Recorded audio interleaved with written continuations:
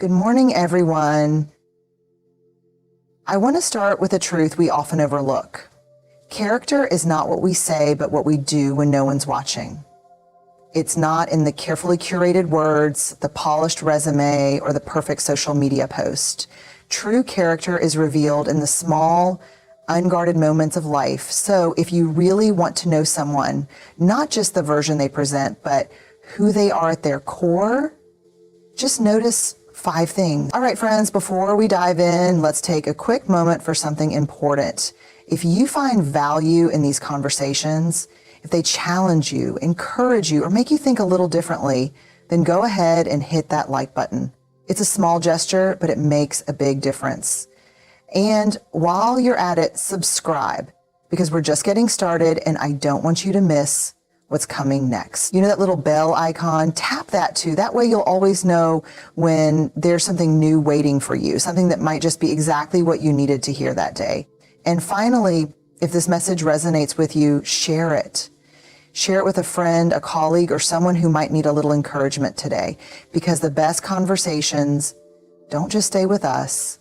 They ripple outward, they spark change, and they create connection. All right, let's get into it. We've all seen it, the way some people light up around those who hold influence, who can offer them something, who have power or prestige. They shake hands a little firmer, laugh a little louder, nod a little more eagerly.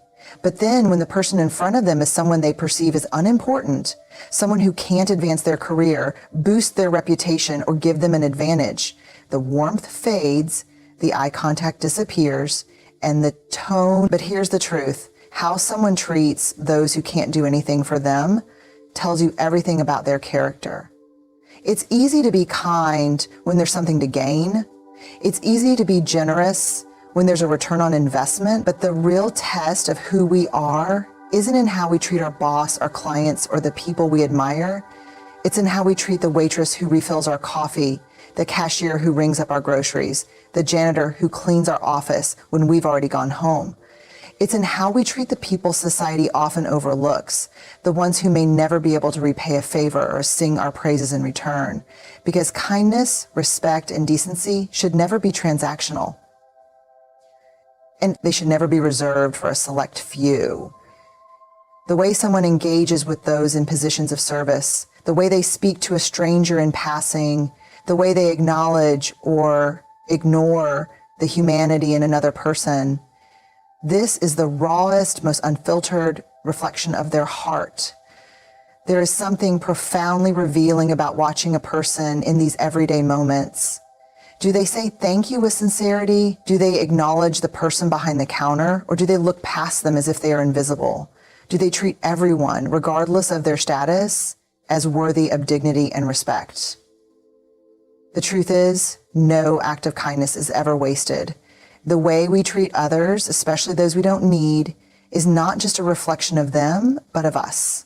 It's a statement about who we are, what we value, and how deeply we understand that every human being matters. Failure and disappointment are inevitable. No matter how talented, prepared, or well-intentioned we are, life has a way of humbling us. Plans unravel, opportunities slip away, and expectations go unmet. The true test of a person's character isn't found in their victories, but in how they respond when things don't go their way. Some people, when faced with failure, immediately look for someone to blame. It's the economy, it's their boss, it's bad luck, it's someone else's fault. They shift responsibility outward, avoiding any ownership of what went wrong. Others, when confronted with disappointment, sink into bitterness. They let resentment take root, allowing frustration to turn into cynicism. Instead of learning and growing, they build walls of defensiveness, convinced the world is against them. Then there are those who face failure with humility and resilience. They don't hide from it, they don't deny it, and they don't let it define them. They pause, reflect, and ask, what can I learn from this? How can I be better next time? They don't make excuses, and they don't let setbacks erode their self-worth. Instead, they use failure as a stepping stone, not a weight that drags them down, but a lesson that lifts them up. You see, failure isn't just an event. It's a mirror. It reflects who we truly are when things don't go our way. Do we react with anger, blaming the world? Do we crumble under the weight of disappointment? Or do we stand back up, take responsibility, and move forward with wisdom and grace? The strongest people are not those who have never failed. They are the ones who have failed, fallen hard, and still found the courage to rise. They don't fear mistakes because they know that failure is not the opposite of success. It's part of the journey to it. Their character is revealed in the quiet moments after a setback, in the decision to try again, to own their mistakes, and to walk forward with a heart still open to possibility. It's easy to admire someone when they're winning, but if you really want to know their character, watch what they do when they lose. That is where their true strength or weakness will be revealed. The way someone talks about others when they're not in the room is one of the clearest windows into their character. Words have power, not just to describe, but to define. They reveal our values, our insecurities, and the way we see the world. When a person speaks about others with kindness, fairness, and integrity, even when there's no one to impress, it says everything about who they are. But when they tear others down, speak with cruelty, or spread gossip, it reveals something just as significant. Gossip is seductive. It makes us feel important, as if we hold secret knowledge that gives us power. It can be entertaining, a way to bond over shared opinions and judgments, but at its core, gossip is a form of betrayal. It diminishes the person being spoken about, and it diminishes the one speaking as well. Because if someone eagerly talks behind another person's back, you can be certain they do the same when you're not around. Think about the last time you heard someone speak poorly of a friend, a colleague, or even a stranger. Did their words feel rooted in truth and concern, or do they feel laced with bitterness, jealousy, or the need to elevate themselves by bringing someone else down?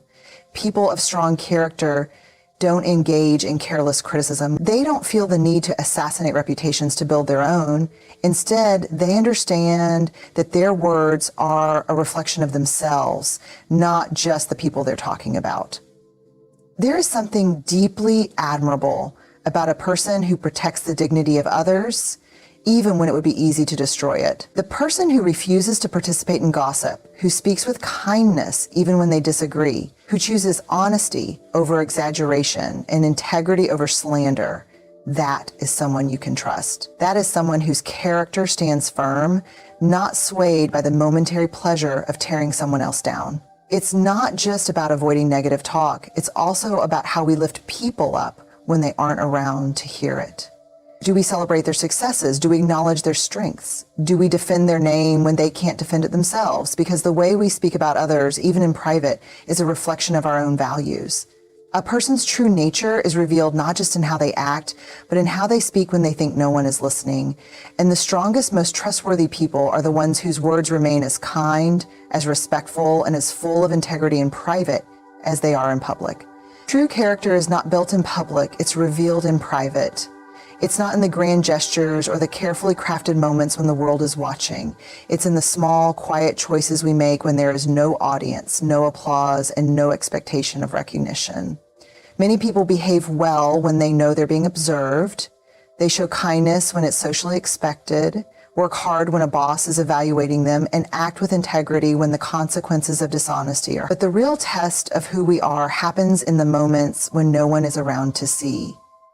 Do we still choose to do the right thing when there is no reward for it? Do we still honor our commitments when there's no accountability? Do we still treat others with kindness when there's no benefit to us?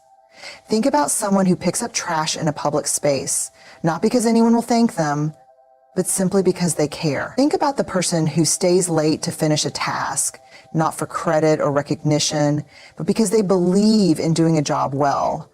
Consider the one who gives anonymously, helps quietly, and does good in the world without announcing it. That is the kind of character that speaks volumes, not in words, but in actions. Then there are those who wear masks in public but behave differently when no one is watching.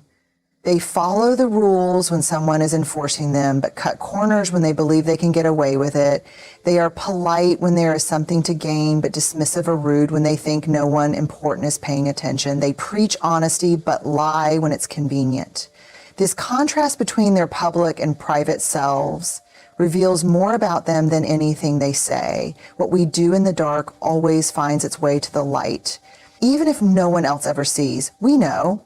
We carry the weight of our own choices, and over time, those choices shape us, either into someone we respect or someone we struggle to look at in the mirror.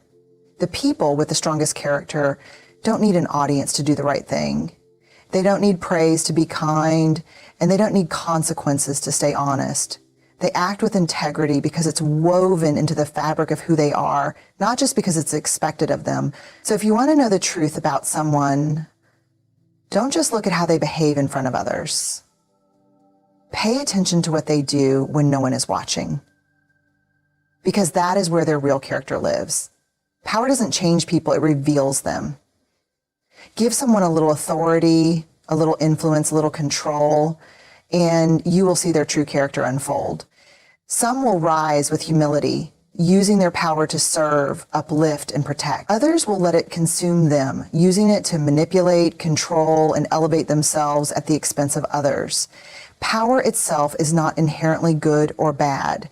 It is simply a magnifying glass, exposing the deepest truths about a person's values, priorities, and integrity. Look at how someone acts when they are in a position of power, no matter how big or small. It doesn't have to be a CEO, a politician, or a billionaire. It can be a shift manager at a restaurant, a captain of a sports team, a teacher in a classroom, or even a parent in a household. Watch how they handle the responsibility that comes with leadership. Do they use their position to inspire and support others, or do they use it to intimidate and control? Do they lead with fairness and wisdom, or do they demand obedience out of fear? Some people, when given power, forget where they came from. They once knew what it was like to be at the bottom, to struggle, to feel unheard. But the moment they rise, they erase that memory. They become the very thing they once despised. They dismiss the struggles of those beneath them, believing that their success is purely a result of their own merit and that others should just work harder rather than be given grace. This is one of the most dangerous effects of power. It creates distance. It builds an illusion that those in power are fundamentally different from those without it. Then there are those who never let power change their heart. They remember what it was like to be overlooked, underestimated, or struggling, and they use their position to bridge the gap, not widen it. They lead with empathy, understanding that true leadership is not about domination, but about service.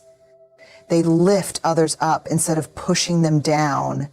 They listen, they empower, and they make decisions not just for their own benefit, but for the well-being of those around them. The way someone handles power also shows up in the smallest ways. Do they interrupt people in conversations because they think their words matter more? Do they expect special treatment simply because of their title or status? Do they dismiss others' opinions because they assume they already know best? These subtle behaviors may seem insignificant, but they reveal everything about how a person views their own importance in relation to others. And let's talk about how someone treats those who have no power over them. Do they still show respect to the people who serve them, who work under them, who can't do anything for them? A truly strong and ethical person does not wield power like a weapon. They hold it with responsibility, knowing that their influence carries weight and impact. Power in the wrong hands is dangerous, but power in the right hands can change lives. It can create opportunities, build bridges, and inspire change. The question is not whether someone has power, but how they choose to use it. Because at the end of the day, power is not the real test. Character is. And the ones who lead with honor, humility, and a heart for others, they are the ones who leave a legacy that lasts far beyond their title or position. So if you really want to see someone's true character, don't just listen to their words. Watch their actions. Notice how they treat the unseen, how they rise from setbacks, how they speak of others, what they do when no one's looking, and how they handle power. Because at the end of the day, character isn't who we pretend to be, it's who we are when the mask comes off. Thank you.